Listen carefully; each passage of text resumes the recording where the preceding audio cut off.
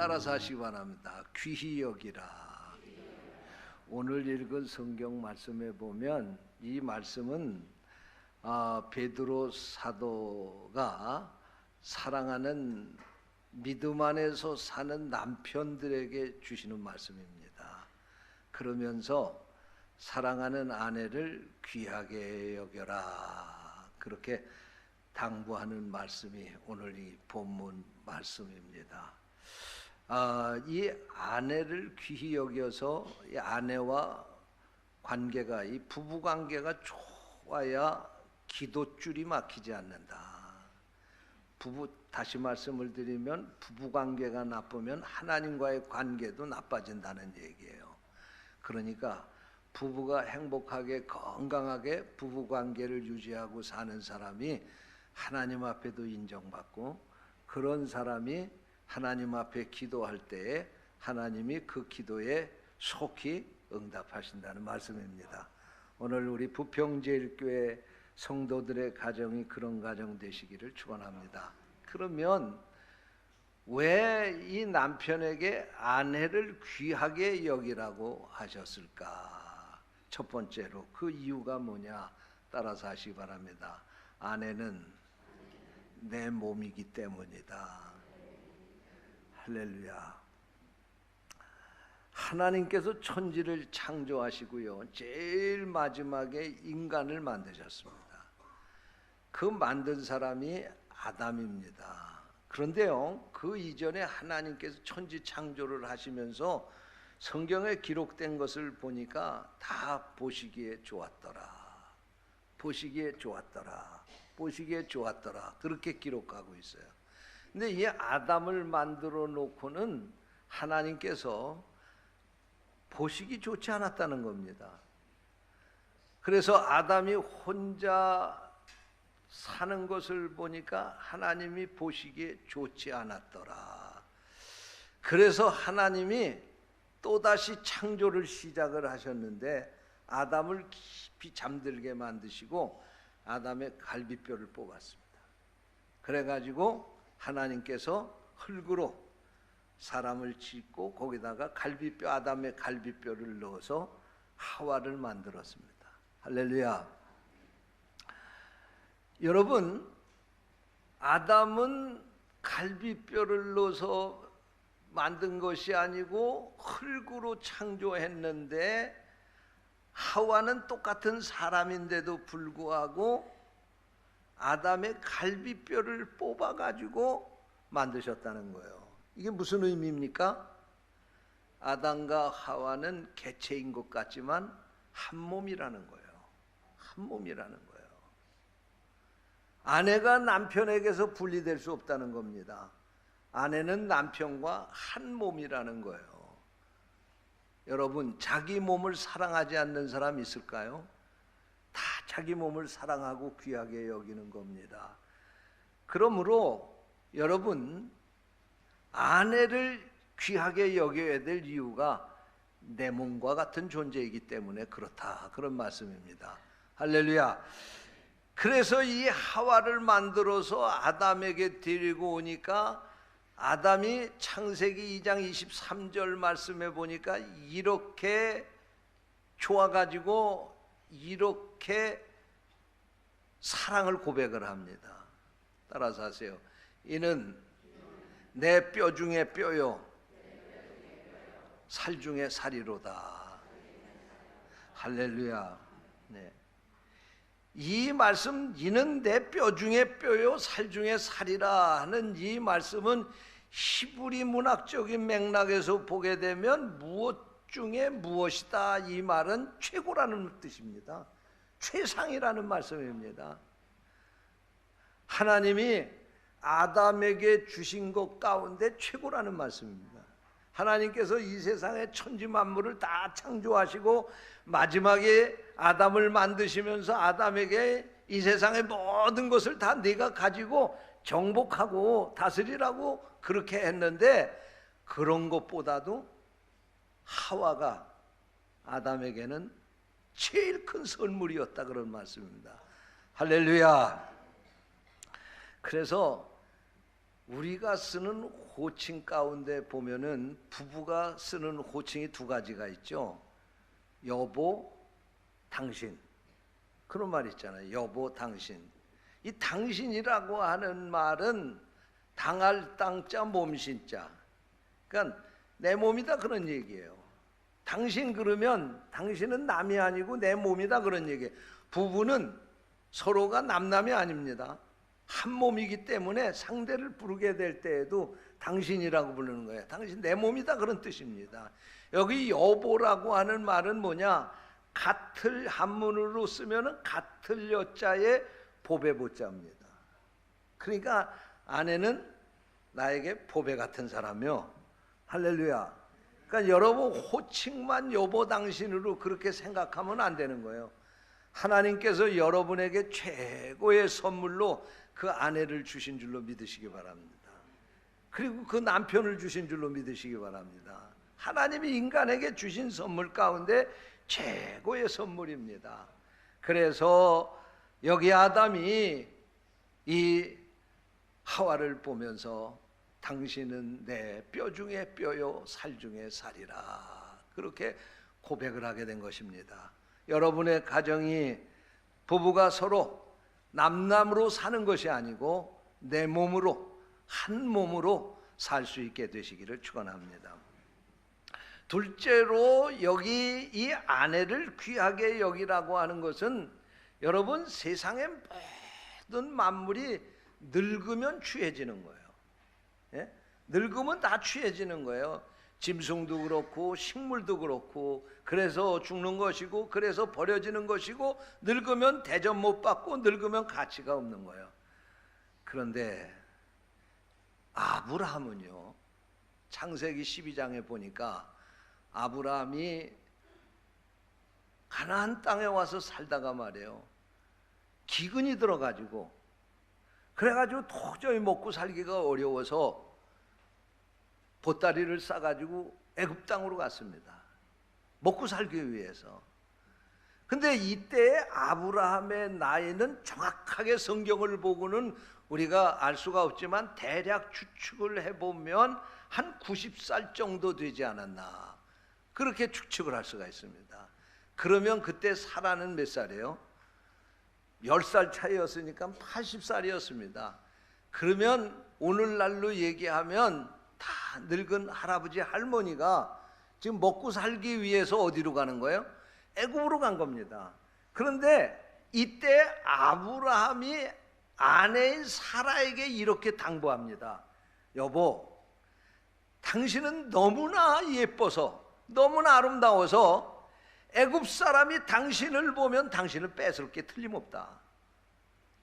그런데 만약에 당신에게 묻기를 당신이 지금 같이 이곳에 동행하고 있는 저 남자가 누구냐? 그리고 물으면 당신은 그때 내 남편입니다. 그러면 난 죽는 거예요. 왜? 당신이 너무나 이뻐서 당신을 뺏으려고 나를 죽일 거예요. 그러니까 그때는 꼭 이렇게 얘기하시오. 저 사람 내 오라버입니다. 난 저 사람의 누이 동생이 올시다. 그렇게 대답하려는 거예요. 여러분, 참 이 얘기를 보면요, 아브라함이 착각을 해도 보통 착각을 하지 않았을까? 아니 80 넘은 노인네 할머니를 보고 그 인물이 너무나 이뻐서 저 애굽 사람들이 뺏어갈 거라고, 그리고 그 여자를 차지하려고 나를 죽일 거라고 그러고 얘기를 했으니 말이에요. 근데 제가 살아보니까요, 이 아브라함의 얘기가 맞더라고요. 전혀 우리 아내가요, 젊었을 때보다 지금이 더 이뻐요. 죄송해요, 8불7이라고 그래도 어쩔 수 없어요. 목사가 사실대로 얘기하는 겁니다. 저는 우리 아내가 옛날보다도 지금이 더 사랑스러워요. 옛날에는 왜 이렇게 맞지 않는 여자를 하나님이 나에게 짝지어 줬을까? 그리고 고민하고 하나님 갈라서야 됩니까? 말아야 됩니까? 그리고 고민을 했는데 지금 갈라서라고 하면 난 못 살 것 같아요. 아하, 이게 하나님의 나에게 짝지어 주신 배필의 가치가 이런 거구나. 저는 요즘에 그런 경험을 하면서 삽니다. 왜? 어떤 여자가 나 같은 사람하고 살면서 평생토록 그 고생하면서 옆자리 지켜줄 사람이 어디 있겠어요? 내가 사랑하는 자식을 놔주고 그거 키워주고 그 더러운 거 다 성질 더러운 거 다 받아주고 그래도 참고 보따리 수십 번 쌌다가 풀렀다 그러면서 지금까지 내 옆자리 지켜준 거 생각하면 저는 이 세상에 어떤 절세 미인도 우리 아내보다 아름다운 사람 없습니다. 할렐루야. 여러분도 그렇습니까? 네? 이게 하나님의 창조 섭리입니다. 아브라함이 정신 나가가지고 그 아내를 갖다가 당신이 아리따워서 그건 세상의 미적인 기준으로 보면 정신 나간 사람이 하는 소리지요. 그러나 진심으로 아브라함이 볼 때에는 늙은 자기 아내 사라가 이 세상에서 가장 아름다운 존재였어요. 그렇기 때문에 아내를 귀하게 여기라는 거예요. 할렐루야. 믿으시기 바랍니다. 셋째로 여기 말씀에 보니까 이 아내를 귀하게 여기라고 말씀하고 있는데 이 귀하게 여기라고 하는 이유가 뭘까? 야곱이 말이에요. 야곱이 외삼촌 라반의 집으로 형 에서의 장자권을 뺏어가지고 도망갔습니다. 그래서 그곳에서 20년 동안 살게 됐는데 그곳에 가가지고 라헬이라고 하는 여자를 만나. 외삼촌의 딸이죠. 사촌 동생이죠. 딸을 만났는데 그냥 보는 순간에 그냥 눈이 확 돌아간 겁니다. 그냥. 그래서 그 여자를 사랑하기 시작을 하는데 자그만치 14년 동안 그 여자하고 결혼하기 위해서 종살이를 하고 처갓집에서 품삯도 못 받고 그렇게 종살이를 하면서 그 라헬을 자기 아내로 얻은 거예요. 여러분, 세상에서 어떤 사람이 자기 아내로 자기가 사랑하는 여자를 얻기 위해서 14년 동안 종살이 했다는 얘기 들어봤습니까? 성경에 보니까 그런 사람이 있어요. 그 야곱입니다.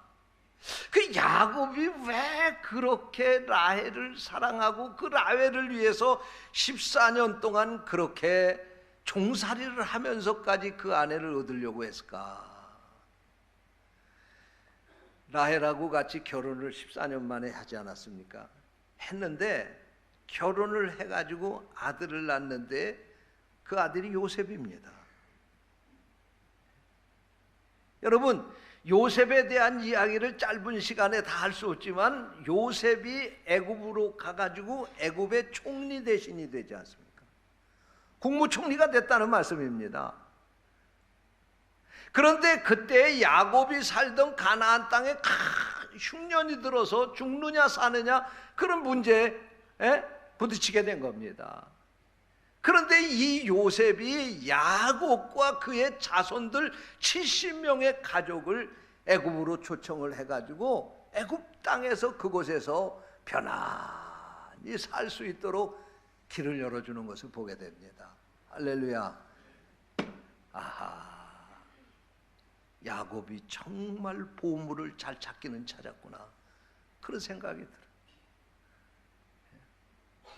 여러분, 여러분이 만난 아내가 이 세상에 가장 큰 보물인 줄로 믿고 사시기 바랍니다.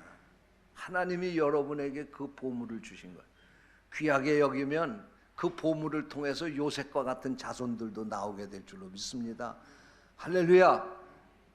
하나님께서 우리에게 이 부를 이렇게 짝지어 주신 것은 이렇게 소중한 존재를 우리에게 하나님이 같이 짝지어서 행복한 가정을 이루어 살라고 우리에게 주신 것입니다. 그러므로 우리 남편들이요, 이 아내를 소중하게 여길 수 있게 되시기를 축원합니다. 아내를 소중하게 여기는 것은 곧 내 몸을 소중하게 여기는 것이고, 아내를 사랑하는 것은 곧 나를 사랑하는 것이고, 아내를 귀하게 여기는 것은 곧 나를 귀하게 여기는 것입니다.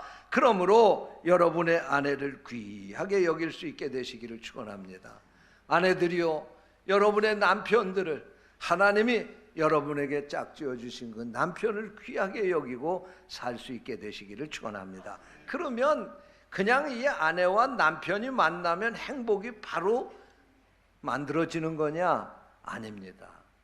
행복하려면 우리가 서로 노력하고 애써야지만 행복한 가정, 건강한 가정을 만들 수 있게 된다는 사실을 믿으시기 바랍니다. 세상의 모든 것이 법칙이 있는 것처럼 행복한 가정이 되는데도 법칙이 있어요. 저는 우리 가정이 이 세 가지 법칙이 잘 지켜지는 가정이라고 하면 정말로 행복한 가정이 될 줄로 믿습니다. 그 법칙이 뭐냐?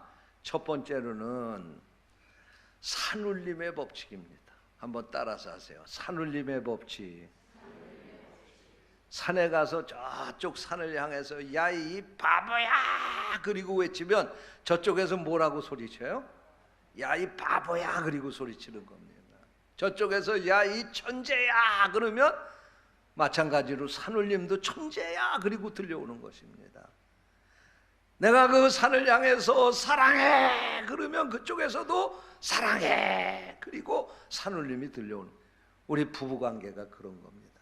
절대로 외쪽 사랑은 없습니다.